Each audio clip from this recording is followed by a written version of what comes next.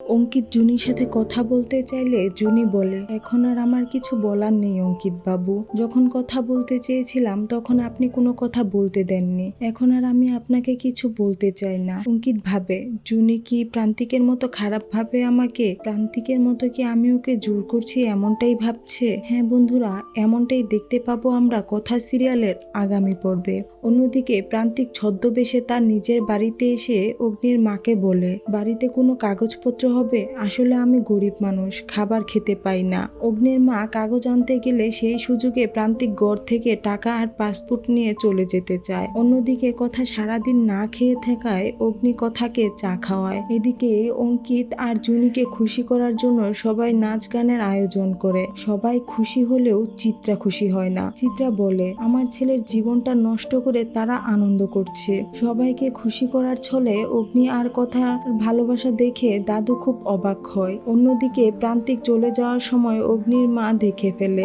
অগ্নির মা যখন পুলিশকে ডাকতে যাবে তখন মুখ চেপে ধরায় ওর হাতের ট্যাটু দেখে বুঝে ফেলে যে এটা প্রান্তিক। আর প্রান্তিককে বলে প্রান্তিক যেন পুলিশের কাছে ধরা দেয়। তখন প্রান্তিক অগ্নির মাকে ধাক্কা দিয়ে ফেলে বাড়ি থেকে চলে যায়। অন্যদিকে অনুষ্ঠান শেষে অগ্নি কথাকে বলে, এগুলো সব নাটক ছিল, সে যেন আবার সত্যি না ভাবে। তখন কথা বলে, আমি আপনার বন্ধুত্বের মর্যাদা রাখবো। তো বন্ধুরা, সকল সিরিয়ালের সকল আপডেট সবার আগে পেতে আমাদের চ্যানেলটি এখনই সাবস্ক্রাইব করে পাশে থাকুন।